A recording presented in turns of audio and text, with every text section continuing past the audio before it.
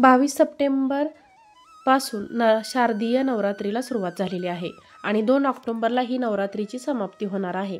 नवरात्र उत्सव हा देवी दुर्गाच्या 9 रूपांच्या स्मरणार्थ साजरा केला जातो।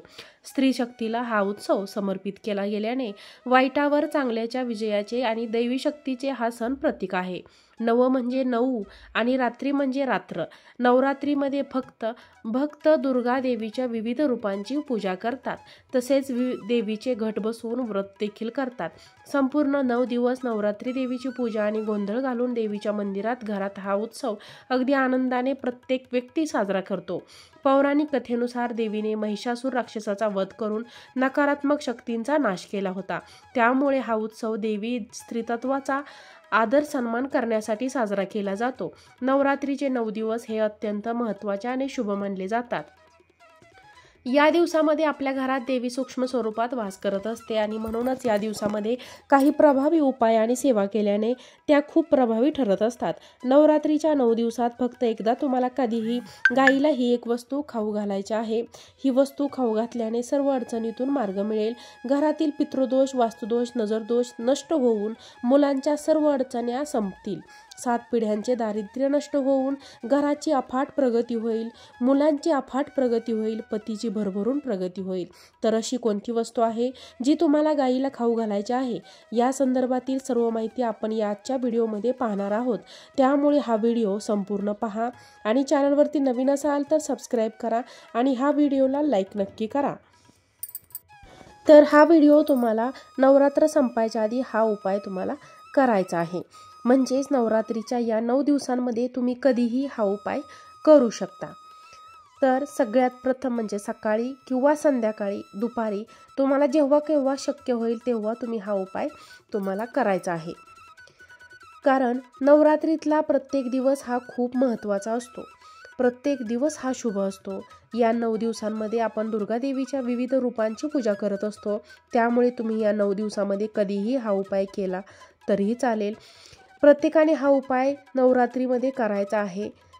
ही एक सेवा आहे आणि जी नवरात्रीमध्ये आपल्याला या 9 दिवसामध्ये नवरात्रीमध्ये आपल्याला ही सेवा करायची आहे, त्याचं आपल्याला खूप अधिक पटीने फळ प्राप्त होते। आपल्या हिंदू धर्मामध्ये गायीला खूप महत्त्वाचे स्थान देण्यात आले आहे, जिला आपण गोमाता असे म्हणत असतो। वास्तुशास्त्रानुसार ज्या घरात गोमाता असते म्हणजे गाय असते, त्या घरातील वास्तुदोष हा आपोआप दूर होत असतो। ज्या घरी गायीची रोज पूजा केली जाते त्या ठिकाणी 33 कोटी देवांचे पूजन केल्याचे पुण्यफळ प्राप्त होते, कारण गायीच्या पोटात 33 कोटी देवी देवतांचा वास करतात आणि जेव्हा आपण गायीची पूजा करतो तेव्हा 33 कोटी देवांची कृपाही आपल्यावरती होत असते आणि यामुळे व्यक्तींच्या जीवनातील सर्व दुःख, कष्ट, अडचणी ज्या आहेत तर त्या दूर होत असतात। गोमाता जी आहे तर ती कामधेनू आहे, आपल्या मनातील भावना समजून इच्छा पूर्ण करते। शास्त्रामध्ये सुद्धा गोमाता म्हणजे गायदान करणे हे अत्यंत शुभ मानले गेले आहे। वास्तुशास्त्रानुसार जर आपल्या कुंडलीमध्ये ग्रहांची स्थिती वाईट असेल तर ब्राह्मणाला गायदान केले जाते। त्याचप्रमाणे नवग्रहांना शांत करण्यासाठी आणि शनिदेवाची कृपा प्राप्त करण्यासाठी सुद्धा गायीचे दान हे करावे। गायीला दैवी शक्तीचे रूप मानले जाते आणि या गायीचा संबंध विविध देवतांशी जोडला गेलेला आहे। जसे की शिव असतील तर त्यांचे वाहन नंदी आहे, याचप्रमाणे श्रीकृष्ण इंद्रदेवाचा सुद्धा कामधेनूशी अगदी जवळचा संबंध आहे। त्याचप्रमाणे ज्या देवी आहेत तर त्यांच्या मातृत्वाचा गुणधर्मामुळे सुद्धा देवीशी गाय सुद्धा जी आहे तर ती जोडली गेलेली आहे। गाय ही वायुतत्वाचे प्रतीक आहे आणि अर्थवेदामध्ये गायीला संपत्तीचे घर म्हटले आहे। ज्या ठिकाणी गाय बसून आराम करते त्या ठिकाणी कोणतीही वाईट शक्तीही प्रवेश करत नाही आणि म्हणूनच जेव्हा आपण आपल्या घरामध्ये होमहवन असते, नवरात्रीमध्ये आपण अष्टमीला जे होमहवन करतो त्यामध्ये पंचगव्याचा वापर हा आवर्जून केला जातो, कारण या धुराने वातावरण शुद्ध आणि पवित्र होत असते। जर नवरात्रीमध्ये आपण गायीच्या गळ्यामध्ये घंटी बांधली तर आपल्याला 33 कोटी देवतांची आरती केल्याचे पुण्य मिळते। गायीच्या शेणामध्ये सुद्धा माता लक्ष्मीचा वास आहे। गोमूत्र जे आहे तर ते त्यामध्ये गंगेचे वास्तव्य आहे, इतके महत्त्व गायीला दिले गेले आहे आणि नवरात्रीमध्ये गायीची पूजा करायला विशेष महत्त्व आहे आणि म्हणूनच प्रत्येकाने हा उपाय जो आहे तर तो आवर्जून करायचा आहे। हा उपाय केल्याने तुमच्या मनातील सर्व इच्छा मनोकामना ज्या आहेत तर त्या नक्कीच पूर्ण होतील.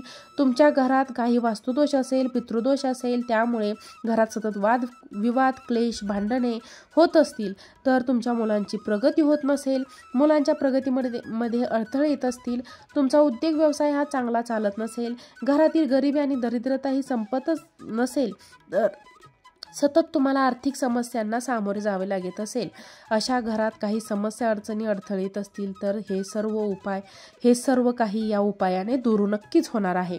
आता हा उपाय करण्यासाठी आपल्याला ज्या दिवशी तुम्ही हा उपाय करणार आहे त्या दिवशीची सकाळी लवकर उठायचं आहे, स्वच्छ स्नान करायचं आहे, अंघोळीच्या पाण्यामध्ये चिमूटभर हळद टाकायची आहे आणि त्या पाण्याने आपल्याला स्नान करून घ्यायचं आहे. यानंतर आपल्याला देवघरातील देवांची पूजा करून घ्यायची आहे. घट बसवत असाल तर घटाला माळ घाला, पाणी घाला आणि नैवेद्य दाखवायचा आहे, आरती करायची आहे, देवघरातील देवांची पूजा अर्चा करून घ्यायची आहे आणि यानंतर तुम्हाला हा उपाय करायचा आहे. उपाय करण्यासाठी तुम्हाला थोडंसं गव्हाचं पीठ घ्यायचं आहे आणि त्याची कणिक मळून घ्यायची आहे. कणिक मळताना त्या कणिकीमध्ये तुम्हाला चिमूटभर हळद आणि थोडंसं तूप घालायचं आहे आणि एक चपाती होईल एवढं तुम्हाला गव्हाचं कणिक मळायचे आहे. यानंतर तुम्हाला थोडीशी भिजलेली चणा डाळ जी असते तर ती घ्यायची आहे. 2-3 तास अगोदरच भिजत ठेवायची आहे आणि अशी ही भिजवलेली चणा डाळ जी आहे तर ती तुम्हाला घ्यायची आहे.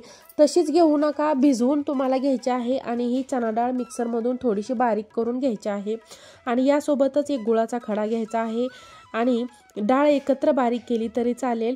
गुळ आणि डाळ एकत्र बारीक करा. यानंतर जो कणकेचा गोळा आहे तर तो तयार केलेला आहे, त्यामध्ये तुम्हाला ही चणा डाळ आणि गूळ जो आहे तर तो भरायचा आहे आणि जर तुम्हाला जमेल त्या पद्धतीने याची पोळी लाटून घ्यायची आहे. ज्या प्रकारे आपण पुरणपोळी तयार करतो त्याच पद्धतीने तुम्हाला या 2 वस्तू कणकेमध्ये घालायच्या आहेत आणि त्याची पोळी बनवून घ्यायची आहे. नसेल तुम्हाला जमत तर तुम्ही बारीक केलेली चणा डाळ आणि गूळ घेऊन कणकेत घालून त्याचा एक गोळा तुम्हाला तयार करून घ्यायचा आहे. यानंतर एका ताटामध्ये तुम्हाला हा कणकेचा गोळा ठेवायचा आहे किंवा पोळी ठेवायची आहे. हळद कुंकू ठेवा, अक्षता ठेवा आणि 1 लोटा जल घ्यायचा आहे, पाणी घ्यायचं आहे आणि या सर्व वस्तू घेऊन तुम्हाला गायीजवळ जायचं आहे, गोमाताजवळ जायचं आहे. गायीजवळ गेल्यानंतर तुम्हाला सर्वप्रथम गायीच्या पायांवरती पाणी टाकायचं आहे, गायीला हळदी कुंकू लावायचं आहे आणि जो गोळा आहे तर तो तुम्ही बनवलेली पोळी असेल, गोळा असेल, हा आपल्या हातामध्ये घ्यायचा आहे आणि आपल्या उजव्या हाताने गायीला खाऊ घालायचा आहे. जर तुम्ही गायीला हा गोळा किंवा पोळी खाऊ घातली, गायीच्या जिभेचा स्पर्श तुमच्या हाताला झाला तर समजून घ्या तुमचं भाग्य हे तिथूनच बदलायला सुरुवात होणार आहे. गायीच्या जिभेचा स्पर्श ज्या व्यक्तीच्या हाताला होईल ती व्यक्ती इतकी भाग्यवान दुसरी व्यक्ती कोणीच असू शकत नाही. गायीच्या जिभेने त्या व्यक्तीचं नशीब जे आहे तर ते बदलून जाईल. नशिबात सोन्यासारखे दिवस यायला सुरुवात होतील. त्या व्यक्तीच्या आयुष्यात जे काही संकटे अडचणी आहेत, जे काही वादविवाद आहेत ते तिथेच नष्ट होईल असं शिवपुराणामध्ये सुद्धा सांगितलं आहे. इतकं महत्त्व गायीच्या जिभेच्या स्पर्शाला दिले जाते. म्हणूनच गाय गरीब असेल तर तुमच्या हातानेच खाऊ घालण्याचा जास्तीत जास्त प्रयत्न करा. जर गाय तुम्हाला मारण्याची भीती वाटत असेल तर समोर तुम्ही ताट ठेवून द्या आणि गायीला स्वतःहून ते खाऊन द्या. यानंतर शक्य असेल तर तुम्हाला गायीला 11 प्रदक्षिणा करायच्या आहेत. प्रदक्षिणा करत असताना ओम नमो भगवते वासुदेवाय नमः या मंत्राचा जप करायचा आहे आणि 11 प्रदक्षिणा घालायच्या आहेत. यानंतर तुम्हाला गायीच्या पायाखालची थोडीशी माती जी आहे तर ती उचलायची आहे, घरी आणायची आहे, एका लाल पोटलीमध्ये बांधून ती तुमच्या घरात ठेवायची आहे. ही माती तुम्ही घरात आणल्याने तुमच्या घरातील वास्तुदोष, प्रखर पितृदोष, तुमच्या घरामध्ये काही वाईट शक्ती असेल, काही नजर दोष असेल, घरामध्ये लागलेला जो काही नजर असेल, यांसारख्या सर्व समस्या आहेत तर त्या या मातीने नष्ट होतील. कारण गायीच्या पायाखालची माती जी आहे तर ती खूप पवित्र आणि खूप चांगली मानली जाते. म्हणूनच तुम्हाला अशी माती तुमच्या घरात 9 दिवस आणून ठेवायची आहे. 10व्या दिवशी तुम्ही ती घेऊन तुळशीच्या कुंडीमध्ये टाकू शकता. तर अशा पद्धतीने तुम्हाला हा छोटासा उपाय जो आहे तर तो नवरात्रीच्या या 9 दिवसामध्ये तुम्हाला एकदा तरी आवर्जून करायचा आहे. आणि जर तुमच्या घरी स्वतःचीच गाय असेल, दररोज तुम्हाला हा उपाय करणं शक्य झालं तर तुम्ही दररोज करा, कारण तुमच्या स्वतःच्याच घरी गाय आहे म्हणून याचं तुम्हाला खूप अधिक पटीने फळ प्राप्त होईल. ही एक सेवा आहे आणि नवरात्रीमध्ये ही सेवा जर आपण केली तर आपल्याला अनंत पटीने पुण्य जे आहे ते प्राप्त होणार आहे. आपल्या आयुष्यातील सर्व समस्या, अडचणी, अडथळे जे आहेत तर ते सर्व काही दूर होतील. म्हणूनच तुम्ही हा एक उपाय आहे तर तो नक्की करा.